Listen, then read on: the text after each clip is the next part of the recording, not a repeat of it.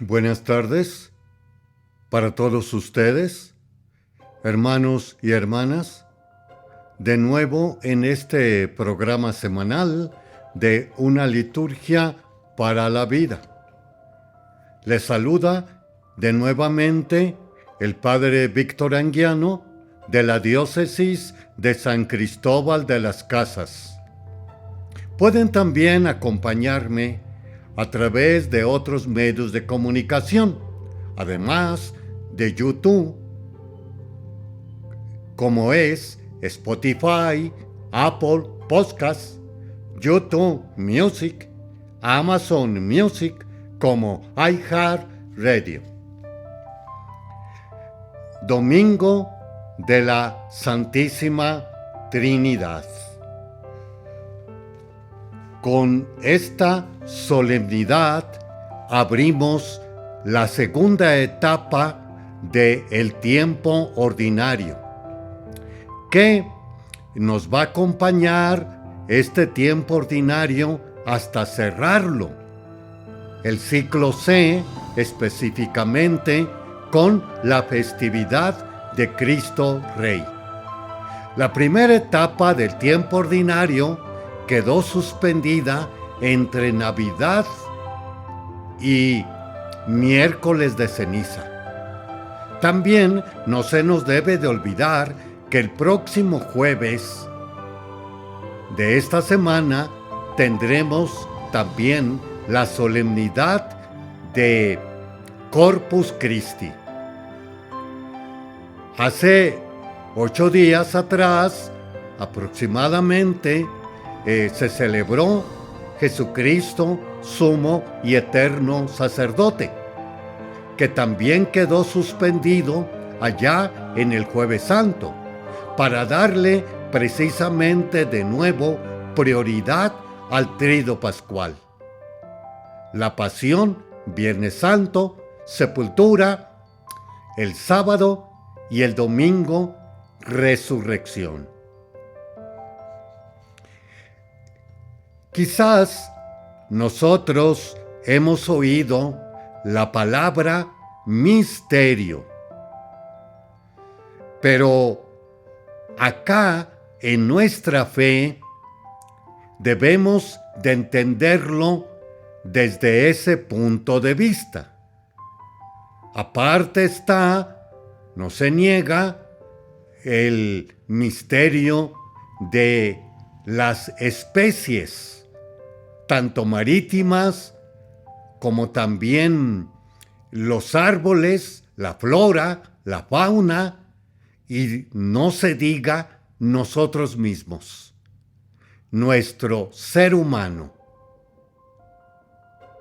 Y que también el ser humano, aún ya creado, se dice que es un misterio.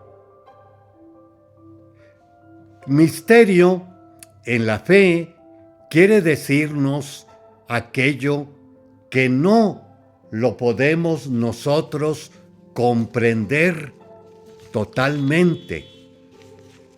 Y precisamente el Evangelio de ahora nos está diciendo que el Espíritu Santo va a ser el que nos va a enseñar a comprender lo dejado en el mensaje de Jesús.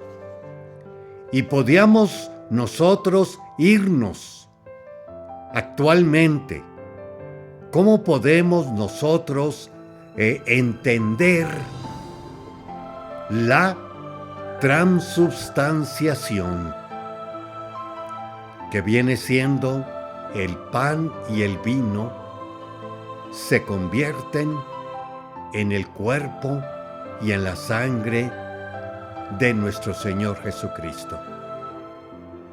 Uno de estos santos que últimamente tenemos, por ejemplo, Carlos Acutis, que estuvo recolectando estos milagros. ¿Cómo se puede comprender que ese pan, de ahí viene de nosotros la expresión amén? Sí creo, así sea, así lo recibo. También en el tiempo del Señor,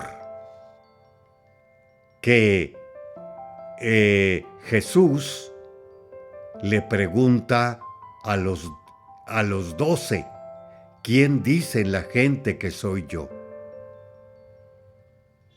¿Y ustedes qué dicen? Y Pedro le dice, tú eres el Mesías, el Hijo de Dios, el que tenía que venir al mundo. Bienaventurado tú, Simón, hijo de Juan, porque esto no te lo ha revelado la carne ni la sangre, sino mi Padre que está en el cielo. O también en el juicio final. Y cuando te vimos hambriento o sediento en la cárcel, desnudo y te asistimos, las veces que hiciste, a mí me lo hiciste. Las veces que no lo hiciste, tampoco a mí me lo hiciste. O la misma muerte de Jesús.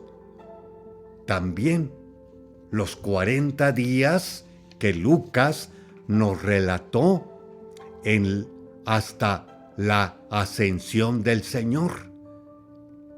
Era madurar en la presencia del vivo que había muerto en la cruz. De nuevo el apóstol Tomás, si no meto mi dedo en los agujeros de los clavos y no meto mi mano en mi costado, no creeré. Y después sale la gran expresión. 8 días después, estando a puerta cerrada y estando Tomás con ellos, le dijo Jesús, ven acá, acerca tu dedo y da el caer de rodillas, Señor mío y Dios mío.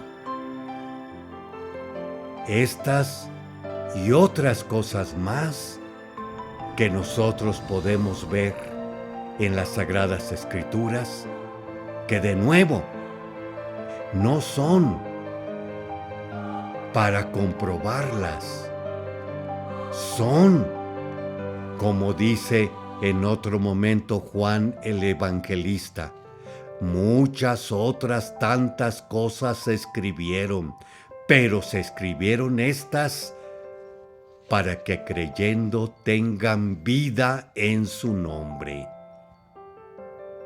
Misterio de la Santísima Trinidad. Padre, Hijo y Espíritu Santo. Y es hasta el siglo IV cuando se insiste Dios en 3 personas distintas y cada una en favor de los seres humanos. En favor de los seres humanos. Haremos un espacio y regresamos en unos momentos. Le esperamos.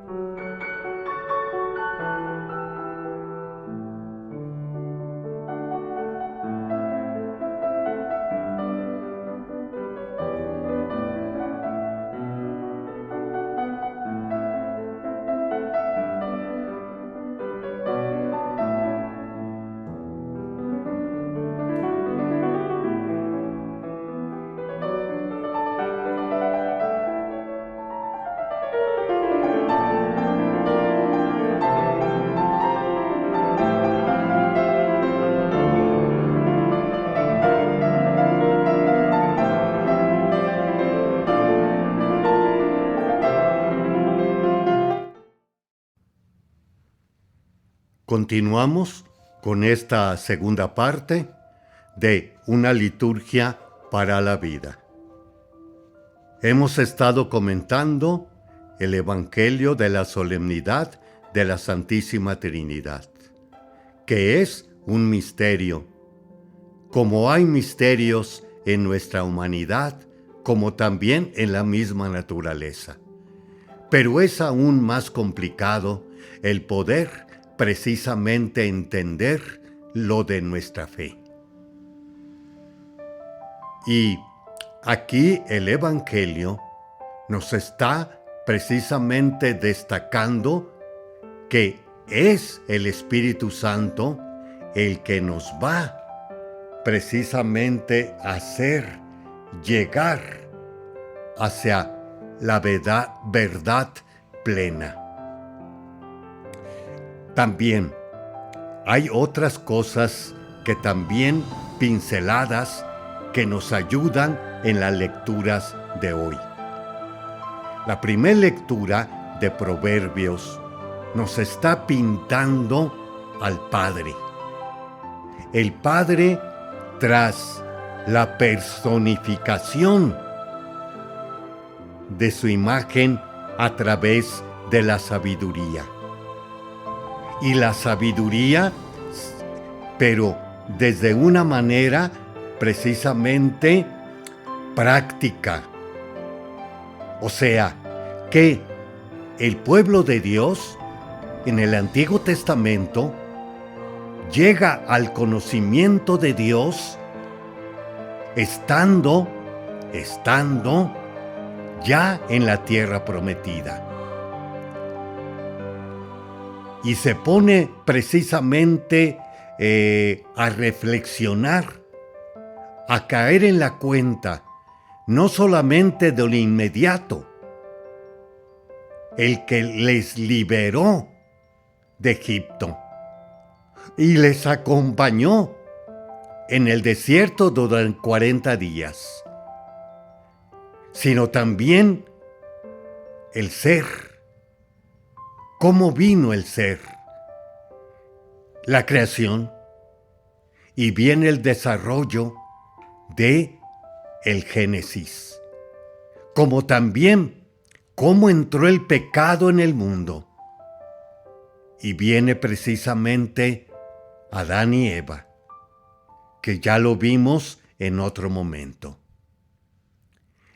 El pueblo de Dios, el pueblo israelita y judío, ante todo, comienza a hacer un retroceso del tiempo y así ir ahondando en la identidad y naturaleza de Dios. Esta tal naturaleza de Dios, bastante complicada, dicho sea de paso, primera etapa que hemos hablado, la ve prácticamente. ¿Y qué podemos nosotros también decir? Dios no vive en soledad. Es comunión de vida y de amor. Domingo pasado. Pentecostés. Dios no está encerrado en sí mismo. Hace una alianza con los hombres, con la humanidad mínima de aquel entonces que se le ha revelado en Abraham. Y participando en la vida de ellos. Recordemos las 10 plagas para liberarlos de Egipto, que se dice a veces Dios los sacó con mano fuerte y brazo extendido. Dios, pues, es una contemplación, pero también tenemos, segunda lectura, el puente, que viene siendo Jesús. Puente caído en Adán, Y, de nuevo, me regreso al primer momento. Dios se hace hombre, el Emmanuel que tanto decimos. O también aquello que se dice, quizás no lo logremos captar, pero sí entre nosotros, los que estamos un poco más ahondados en las Sagradas Escrituras, en la cuestión de la Iglesia, de sus documentos, el Verbo se hizo carne, la palabra se hizo carne. Y nosotros lo podemos ver en Navidad. El Todopoderoso se hace débil en una criatura, como todos nosotros lo hacemos en este caminar. Y también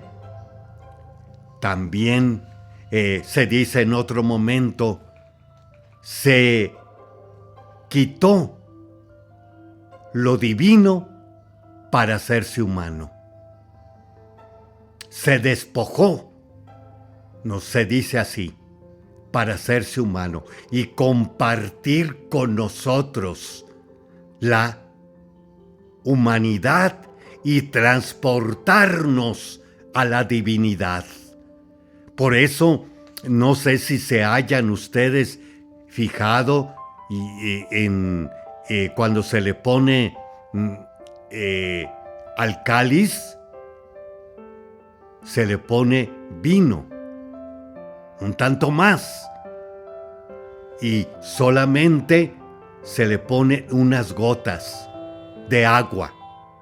Pero ahí va una oración secreta.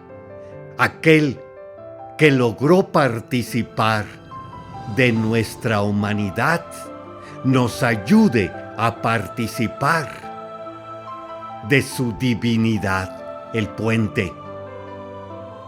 Y remata la segunda lectura con la esperanza, que es la clave de la historia de la salvación. ¿Esperanza en qué? Esperanza en poder convivir,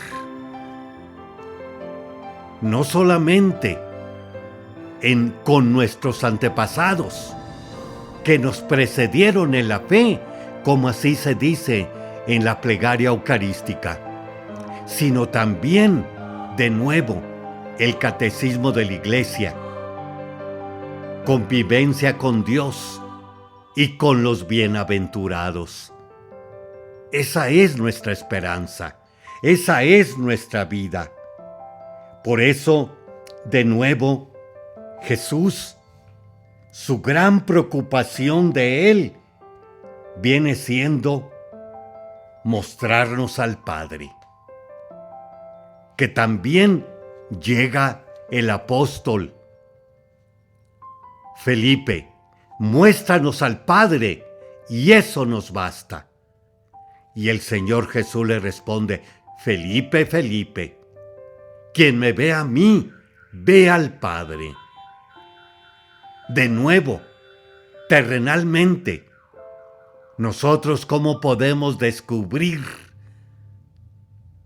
a nuestros padres a través de las personas, o mejor dicho, de los hijos de esos padres. Clásicamente hay de tal palo tal astilla, o hijos de tigres, pintitos tenían que ser. Quien me ve a mí, ve al Padre. Aquí tenemos, pues, esbozadamente, las tres personas divinas, que precisamente estas personas divinas, en el siglo IV, se insiste mucho, hasta el siglo IV, ojo, en que Dios es uno en tres personas distintas, y cada una de ellas en favor de los hombres. Y revisemos la mitología. Revisemos también las diosas y los dioses de los antepasados. Tienen mucha, precisamente, deficiencia que eficiencia, o luz, y mucha sombra. Pero siempre llegará el que, de nuevo, tomará de mi evangelio, de nuevo, que nos dice: pero cuando venga, me regreso. Aún tengo muchas cosas que decirles, pero todavía no las pueden comprender. Pero cuando venga el Espíritu de la verdad, los irá guiando a la verdad plena. Porque no hablará por su cuenta, sino que dirá lo que haya oído, les haya anunciado las cosas que van a suceder. Haremos un espacio y regresamos en unos momentos.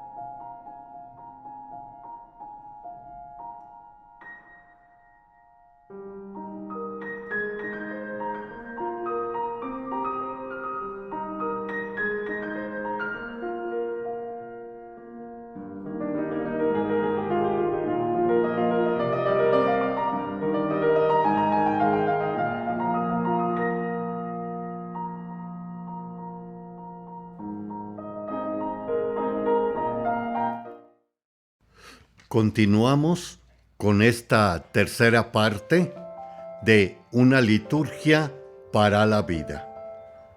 Continuamos con tiempos privilegiados, claves para comprender y vivir mejor lo litúrgico. Estamos de nuevo con la Semana Santa. Y allá, la Semana Santa, ante todo, sale la cruz redentora, Viernes Santo.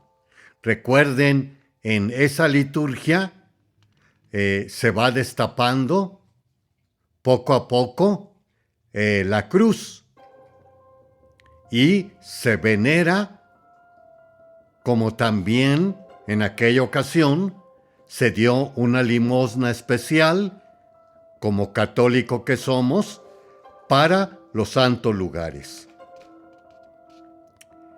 El gran signo, la cruz, es el símbolo radical, primordial para los cristianos. A partir del siglo IV es cuando la cruz se convirtió en el símbolo predilecto para representar a Cristo después de la paz de Constantino y del descubrimiento de la cruz del Señor por su mamá, Santa Elena de Jerusalén. Las primeras representaciones pictóricas o esculturas de la cruz ofrecen a un Cristo glorioso, con larga túnica, con corona real. Está en la cruz, pero como resucitado, como vencedor. Más tarde, la espiritualidad de la Edad Media lo representará en la cruz con ese sentido más dolorista y menos pascual. Un Cristo vencido, el Cristo muerto, que apenas nos habla de resurrección. En nuestro tiempo es la cruz un símbolo repetidísimo en sus varias formas. La cruz preside la celebración sobre el altar, o en el fondo del ábside, la cruz encabeza nuestras procesiones de entrada. La cruz la colocamos en nuestras habitaciones, en las casas, en nuestros despachos. La cruz se ponen los obispos y religiosos sobre su pecho. Las cruces penitenciales de los nazarenos en Semana Santa son expresiones también de otro tipo de cruz. La cruz que colgamos de los cuellos son joyas muchas veces, pero también símbolos. Las variadas formas de la señal de la cruz que trazamos sobre nuestros cuerpos nos hablan también de distintas cruces. Una cosa es la cruz de Cristo y otra cosa son nuestras cruces. Pero la cruz es una verdadera cátedra, enseñanza. La cátedra desde la que Cristo nos predica, siempre la gran elección de la fe cristiana. La fe en la cruz resume toda la teología sobre Dios, sobre el misterio de la salvación de Cristo. La cruz son sentimientos y misterios de salvación. La cruz es todo un discurso. Nos presenta un Dios trascendente, pero cercano. Un Dios que ha tenido que vencer el mal con su propio dolor, con su propia muerte. Un Dios que es Rey y Señor, pero a la vez siervo, que ha llevado y ha consumado su total entrega con una imagen plástica de amor. Un Cristo que en su Pascua dio al mundo la reconciliación y la nueva alianza con su sangre. Por eso, la cruz ilumina toda nuestra vida. Por eso, la cruz del Viernes Santo nos da toda esperanza. Por eso, la cruz del viernes es camino de todos los días. Por eso la cruz del Viernes Santo es también victoria. Los cristianos con frecuencia hacemos con la mano la señal de la cruz.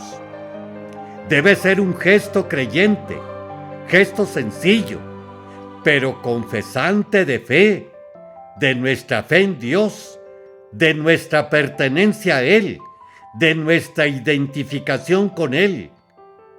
No es un artilugio para tener suerte.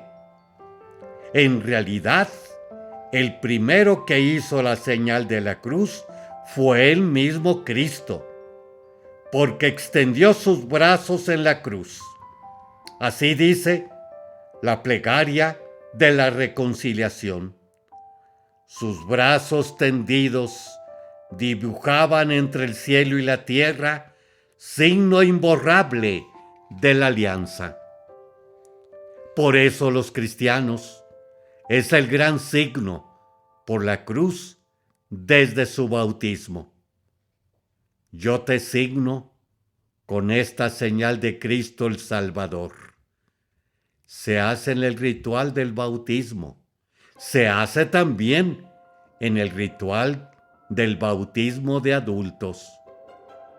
La cruz no es algo mágico, una especie de amuleto protector, sino que en todo momento debe ser profesión de nuestra fe en la persona de Cristo. Siempre que hacemos la señal de la cruz, estamos recordando nuestro bautismo. De algún modo, estamos recordando el Viernes Santo, la entrega y la consumación de Cristo y su victoria sobre la muerte. La misma señal de la cruz se trazará al final de la existencia creyente en el rito, en la unción de enfermos, en las exequias sobre el féretro. En la Eucaristía hacemos muchas veces la señal de la cruz. Así es el mejor comienzo y así somos despedidos al final. Antes del Evangelio también hacemos un signo de acogida de la palabra de Dios. La cruz es comienzo y envío, es principio y término. Pero de tanto ver la cruz y de tanto hacer la señal de la cruz, se nos puede convertir casi en un gesto mesiánico que no nos diga nada. De ahí que recuperemos la vivencia del gran símbolo del Viernes Santo, de la cruz del Viernes Santo, todo su valor y todo su sentido. Sobre todo, el valor y el sentido pascual de alegría, de la salvación, porque la cruz es signo de victoria y de gloria. Nosotros nos gloriamos en la cruz de nuestro Señor Jesucristo. Por eso, que no solo sea fácil cantar con los labios y con el corazón. Victoria, tú reinarás, oh cruz, tú nos salvarás. Haremos un espacio breve y regresamos en unos momentos.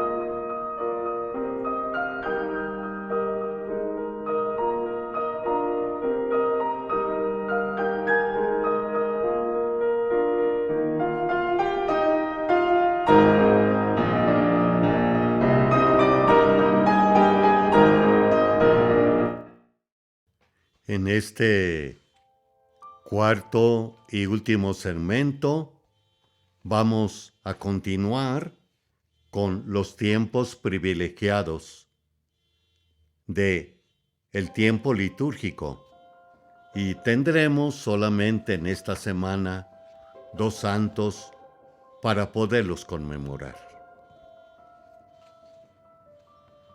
La noche de la resurrección. Celebrar y programar bien la vigilia pascual.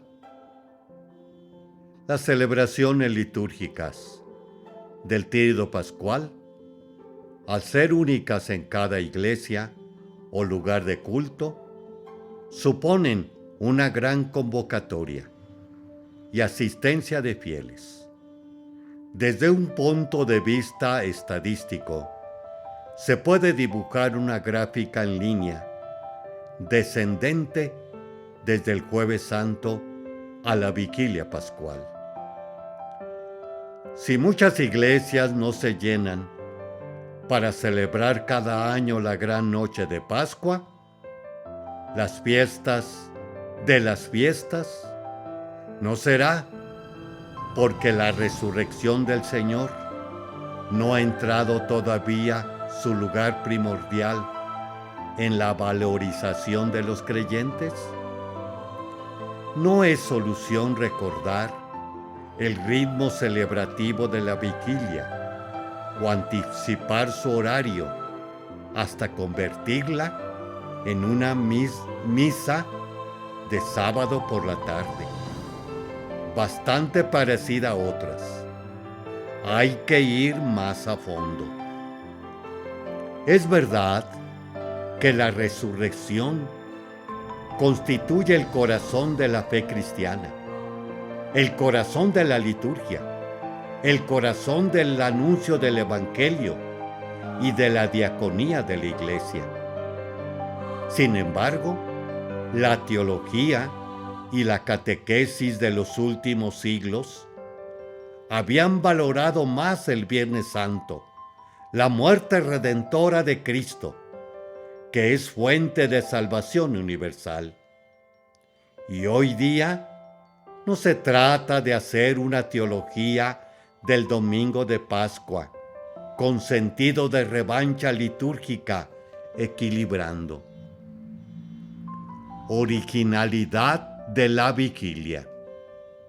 La originalidad de la vigilia pascual, que basa una parte de un simbolismo en la lucha y victoria de la luz frente a las tinieblas, no ha calado hondamente en la conciencia cristiana.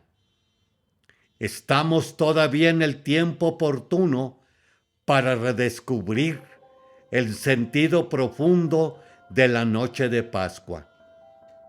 Hace poco tiempo, el cardenal Danles decía cómo esta extraordinaria celebración en el corazón de la vida cristiana se revelará lo que encierra en sí el mismo si es reducida a ser lo que es. La pregunta es un reto importante desde el punto de vista eclesiológico, esto es, de nuestra Iglesia. Y podemos añadir, ¿qué sería de la Iglesia si le faltase esta fiesta, origen de todas las fiestas y fuente de la nueva vida? Hasta el siglo IV, la Pascua fue la única fiesta del calendario anual de los cristianos. Es una sola celebración. Concentraban toda la liturgia que hoy distribuimos desde el jueves hasta el domingo de Pascua.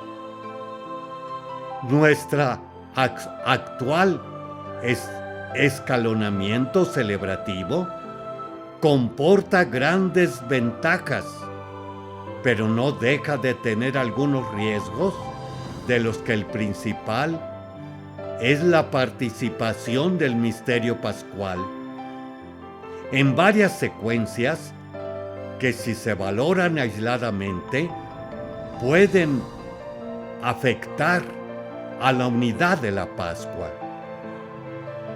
Al ser la vigilia pascual el corazón del año litúrgico y el domingo mayor del año cristiano, el cristiano que no pueda participar nada más que en una celebración de la Semana Santa, tendría que escoger esta fiesta de fe, de luz, de vida y de resurrección. Pasamos ahora a el santo de esta semana.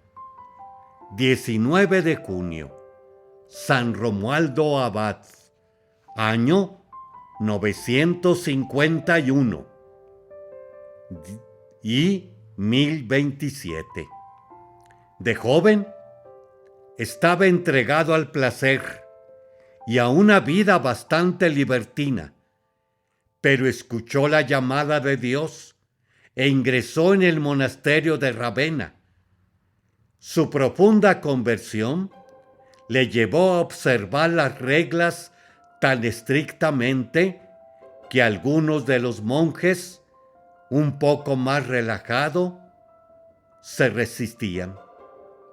Con permiso de su abad, siguió su especial llamada a la soledad y por mucho tiempo buscó una consagración congregando en lo que más pudiera combinar la llamada a la soledad con la vida comunitaria.